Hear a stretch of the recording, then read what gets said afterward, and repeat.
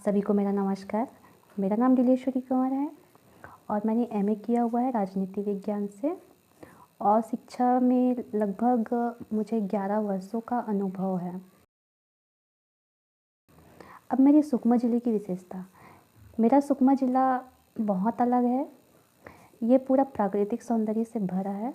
नदी, नाले, पहाड़, घाट ये सभी हैं और यहाँ पे मुर्गा बाज़ार बहुत फेमस है और ये आदिवासी बहुल क्षेत्र है जहाँ पे बहुत सारी जनजातियाँ पाई जाती हैं और उसी तरह भाषा बोली भी पाई जाती हैं। और मैं प्राथमिक शाला पेदापारा में पदस्थ हूँ, लेकिन अभी वर्तमान में प्राथमिक शाला पटेलपारा छुरागट्टा संकुल रोकेल विकासखंड छिंदगढ़ जिला सुकमा में पदस्थ हूँ। मेरे यहाँ टोटल अभी 17 बच्चे हैं। तो अब समस्या की बारी आती है, तो मुझे बहुत सारी डिफ़िकल्टीज़ का सामना करना पड़ा, जैसे कि भाषाई समस्या। अब पहली में बच्चा आता है तो उसको हिंदी भाषा नहीं आता है और मुझे उसकी भाषा नहीं आती है।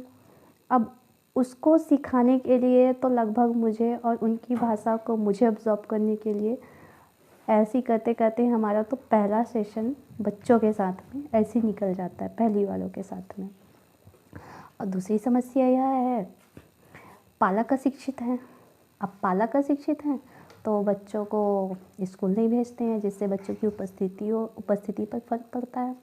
बच्चे यहाँ पे कुछ हम होमवर्क देते हैं या कक्षा कार्य देते हैं, उसको भी करने में बहुत ज़्यादा परेशानी आती है। वो बच्चे करते नहीं हैं, हमारे बोलने पर भी नहीं करते हैं। ऐसे भी बच्चे मेरे पल्ले पड़े हैं।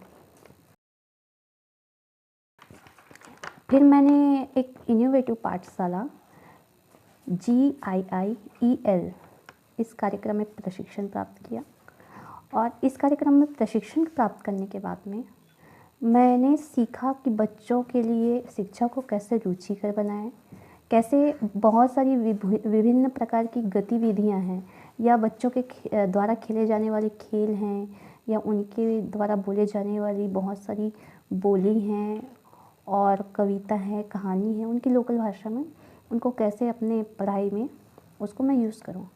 ये चीज़ मैंने इनोवेटिव पाठशाला अरविंदो सोसाइटी से सीखा और मैंने ये भी जाना कि बच्चों के लिए अनुभवात्मक शिक्षा बहुत ज़रूरी है और उसमें गतिविधि शामिल कर देने से बच्चे खुद करके सीखते हैं तो वो ज़्यादा देर तक उनकी मेमोरी में स्टोर हो पाती हैं। तो यहाँ पे एक ये भी समस्या आती है कि हम इस सेशन में पढ़ाए हैं, 2 महीने की गर्मी छुट्टी मिलती है, तीसरे महीने भूल जाते हैं, ऐसा भी होता है।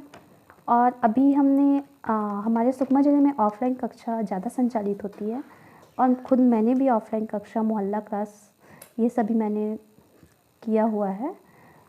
तो अरविंदो सोसाइटी का मैंने ऑनलाइन ट्रेनिंग लिया। उसके बाद मैंने जो ऑफलाइन कक्षा में मुझे पढ़ाना है, रुचिकर बनाना है एक पाठ्यक्रम को, तो उससे क्या हुआ कि मैंने जो खेल गतिविधि या जो भी है उसको लेकर मैंने अपने बच्चों में किया। तो आज के डेट में वो रुचिकर बच्चे लेते हैं, रुचि लेते हैं। और सबसे बड़ी बात तो मैंने समस्याओं का जो भी समस्या थी, उपस्थिति की, पालक के अशिक्षित होने की या बच्चे होमवर्क या क्लास वर्क नहीं करते हैं, उसके लिए मैंने खुद पहले तैयारी की। उसके लिए मैंने यही जिस गांव में मेरा पोस्टिंग है, मैं सुकमा को छोड़कर इस गांव में रहने आई। इस गांव में रही, बच्चों के पालकों से संपर्क किया। गांव में एक अपनापन जो होता है ना, बच्चों के बीच, पालक के बीच, टीचर के बीच, वो तीनों ट्रायंगल मैंने मैनेज किया। उससे क्या हुआ, बच्चे की माताएं जब मुझे जानने लग गई गांव में रहते हुए पर्सनली तौर पर, तो वो अपने बच्चों को मेरे पास में पढ़ने के लिए भेजने लगे। अब बच्चों को अध्यापन में रुचि दिलाने के लिए मैंने कुछ गतिविधियां बहुत, जैसे कि मैंने एक दिन देखा बच्चे कंचे खेल रहे थे और कंचे खेल रहे थे तो वो पहली क्लास का बच्चा भी अपने भाषा में बोल रहा था कि गिनती, भले ही थोड़ा 1 2 3 4 5 ही बोल रहा था, लेकिन बोल रहा था। तो मैंने वही कंचों का उपयोग अपनी क्लास में गिनती सिखाना, जोड़ना, घटाना इसके लिए किया है। गुणा के लिए भी करती हूँ इस चीज़ का उपयोग और भाग के लिए भी करती हूँ। तो उससे क्या है, बच्चे उसमें रुचि लेने लग गए। और रही बात कक्षा कार्य और होमवर्क की, जब बच्चों को रुचिकर लगने लग गया तो बच्चा कक्षा कार्य भी करता है। और रही बात होमवर्क की, तो होमवर्क के लिए मैंने अपने पास ही बुलाया इनको, घर में ना पढ़ के बच्चे मेरे पास रोज़ शाम को 6 बजे से लगभग 7:30 बजे तक मेरे पास पढ़ने आते हैं, क्योंकि मैं अभी गाँव में ही रहती हूँ। तो इस तरह से मैंने बच्चों के साथ में अपना एक लिंक सेट किया, और जिसका फ़ायदा अब मुझे मिल रहा है और आने वाले फ्यूचर में भी इसका मुझे परिणाम मिलेगा।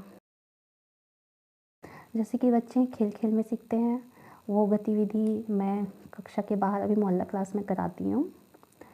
और मेरे ही कुछ कलीग्स हैं, टीचर्स हैं, उनके साथ में बैठकर कुछ योजना तैयार करते हैं कि कैसे और किस तरह इन बच्चों को स्कूल में लाया जाए, कैसे पढ़ाया जाए। तो यहाँ पे बहुत सारे ऐसे टीचर्स हैं जिनसे हमें कुछ न कुछ उपचारात्मक शिक्षण के लिए नवाचार मिलता रहता है, तो उसका उपयोग भी मैंने किया हुआ है।